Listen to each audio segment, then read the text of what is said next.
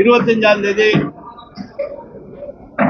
11 மணி அளவில் நம்முடைய மாண்பு முதலமைச்சர் அவர்கள் இந்த செம்மொழி பூங்காவை திறந்து வைக்க இருக்கிறார்கள். திறந்து வைத்து அனைத்தையும் பார்வையிட்டு நமது பள்ளி பிள்ளைகள் அவர்களையும் பார்க்கிறார்கள்.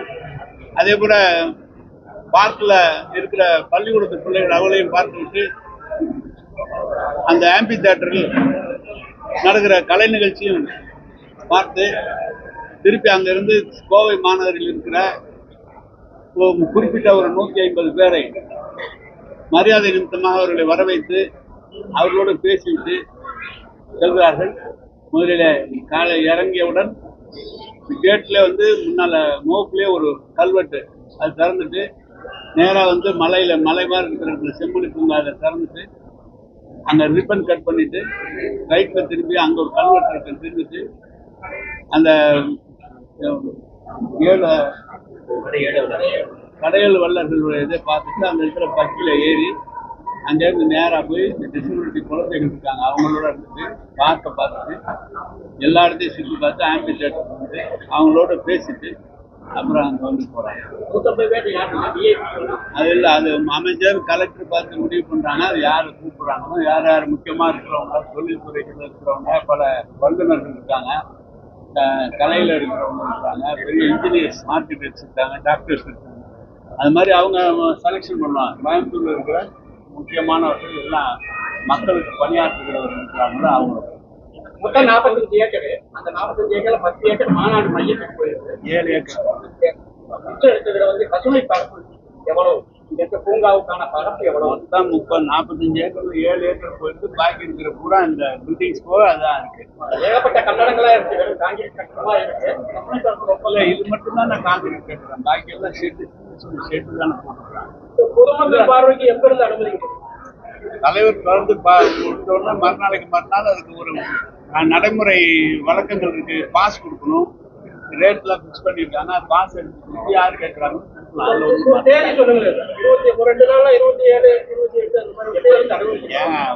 உடனடியாக டிசம்பர் 1 வாரத்துல பொதுமக்கள் திறந்த உடனே முதல்வர் திறந்துட்டாரு பார்க்கணும்னு விருப்பப்படுவாங்க. தேதி தெரிவிக்க இல்ல, அவன் டிசம்பர் 1ஆம் தேதியில விட்டுருவோம். என்ன சொல்லுங்க, என்ன வைக்கலாம் நீங்களே சொல்லுங்க. நீங்க சொல்லுங்க, பத்திரிகைக்காரங்க சொல்லுங்க எவ்வளவு. அம்மா உணவகத்துல வாங்கக்கூடிய கட்டணம்லாம் அமைச்சர் நம்ம முன்னாள் அமைச்சர் அதெல்லாம் மாடரேட் பண்ணிட்டாரு. நிறைய அதிகம் வேணாம் நமக்கு அப்படின்னு சொல்லி மாடரேட் பண்ணிட்டாரு.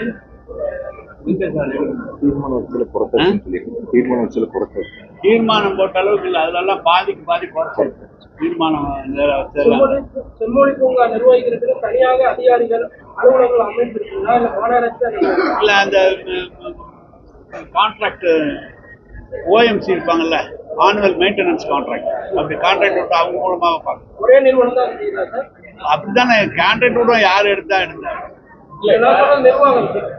நிர்வாகம் அவங்க செய்வாங்க, மேல் பார்வை மாநகராட்சி பண்ணும். மாநகராட்சியும்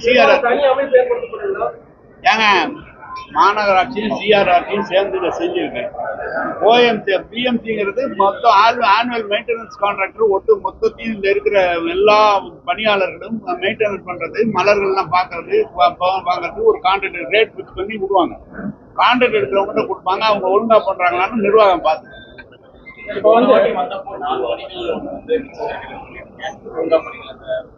வாட்டர் பார்க் அதெல்லாம் எப்படி பார்த்து வந்துருக்கு, நாங்கெல்லாம் பார்த்து வந்தா முடியல. 2 நாள்ல முடிஞ்சிருந்தா அந்த ஒரு தடவை சொன்ன அந்த 4 வேலையை முடிச்சிருப்பா இல்ல அதுக்கப்புறம் ஒரே ஒரு வேலை. அந்த என்ட்ரன்ஸ்ல இப்ப காங்கிரீட் போட்டு அது கல்லு பதிங்க, அது ஒன்ன தவிர பாக்கி எல்லாம் அந்த ஆடிட்டோரியம் 2 தவிர பணிகளுக்கு சுணக்கமாகுமா சார்? மழை வேற தொடங்கிட்டு 3 நாள் தான் இருக்கு, திட்டமிட்டபடி திறக்கப்படும் சார். பொதுப்பணித்துறை, தீயணைப்புத்துறை, மின்சாரத்துறை, சுற்றுச்சூழல் துறை இந்த என்ஓசி எல்லாம் வாங்கியிருக்கீங்க. வேலையே பொதுப்பணியிடம் பொதுமக்கள் வந்து செல்லக்கூடிய பாதுகாப்பு அடிப்படையில இது வாங்க வேண்டியது கட்டாயம் இல்லையா?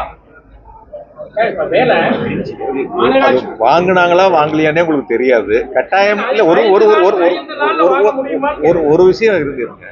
ஒரு அரசு நிர்வாகம் முதலமைச்சர் வந்து திறக்கிறாங்க. இது எல்லாம் முறைப்படி இல்லாம முதலமைச்சர் திறக்க மாட்டாங்க. முழு விவரம் உங்களுக்கு தெரியும். கேள்வி கேட்கணுங்கிறதுக்காக எதை வேணாலும் கேட்க வேண்டாம். அதாவது ஒரு கேள்விக்கு ஒரு நிமிஷம் சார் இருங்க. அரசு நிர்வாகம் முதலமைச்சர் திறக்கிறாங்க. அரசு நிர்வாகம் வாங்கிட்டு தாங்க திறப்போம். ஒரு அரசு நிர்வாகத்துல வந்து முதலமைச்சர் நீங்க நாங்களே திறந்தாலும் முதலமைச்சர் வரமாட்டாங்க. எல்லாம் கிளியரன்ஸ் இருந்தாதான் முதலமைச்சர் வருவார், இல்லைன்னா வரமாட்டார். எல்லா அனுமதியும் பெற்று எல்லாமே சட்டப்படி இருந்தாதான் முதலமைச்சர் வருவாங்க, இல்லைன்னா வரமாட்டாங்க. எல்லாம் வாங்கிடுவாங்க. வேலைகள்லாம் அவசர வேலை நடந்துட்டு இதனால வேலை செஞ்சுக்கிட்டு இருந்த கான்ட்ராக்டர்களை விட எக்ஸ்ட்ரா கான்ட்ராக்டர்ல உள்ள நுழைச்சு வேலை செஞ்சுக்கிட்டாங்க. டெண்டர் நடைமுறை பின்பற்றப்படல. இல்ல அவசரத்தை முன்னால போடுற காங்கிரீட் ஆகட்டும், வெளியில ஒரு போட்டு ரோடு ஒர்க் ஆகட்டும், எல்லாம் இரவா நடந்துட்டு இருக்கு. அதனுடைய குவாலிட்டி, அந்த டெண்டரு எப்படி அதனுடைய நீங்க தான் இவ்வளவு நாள் ஆச்சு செம்மொழி பூங்கா எப்ப திறக்குறீங்க, இவ்வளவு நாள் ஆச்சு இவ்வளவு பணம் செலவு பண்ணிட்டீங்களே, ஏன் திறக்கலங்கிறீங்க? வேகமா வேலை செஞ்சா ஏன் வேகமா வேலை செய்யறாங்கிறீங்க? இவ்வளவு நாள் மெதுவா நடத்தி இப்போ இவ்வளவு அவசரமா செய்வதற்கான இல்ல, இந்த அவசியம் வந்துட்டு திறக்கிறாங்க. விடாம பணிச்சுமை அதிகமா இருக்குன்னு சொல்லி இங்க இருக்கக்கூடிய அதிகாரிகளே பலர் அது உங்களோட ஏங்க சும்மா ஏங்க எங்களை கேட்கற மாதிரி கேக்குறீங்க? எதையாவது கேட்கணும், கேள்வி கேட்கணுங்கிறதுக்காக ஒரு கேள்வி கேட்டு சார். ஒரு விஷயம் தவறா எடுத்துக்கூடாது. கொஞ்சம் இருங்க. ஒரு கேள்வி அவசரப்படுத்தினால வேகத்துக்கு பணியை முடிக்க முடியாதுன்னு சொல்லி ஒப்பந்ததாரர் விலை விட்டதா ஒரு தகவல் இருக்கு. ஏற்கனவே எடுத்த ஒப்பந்ததாரர் தான் இந்த பணியை இப்போது வரைக்கும் செய்யறாரா? அவர் தான் செய்யறாரு. இல்லையே, என்னப்பா அவரு இங்கதான் இருக்காரு. அவரு இங்கதாங்க இருக்காரு. ஆனா அதே மாதிரி அவரை முதல்ல முடிச்சிருங்க பாருங்க. அவர் இங்கதான் எங்க அவரு இருப்பாரு சார். அதாவது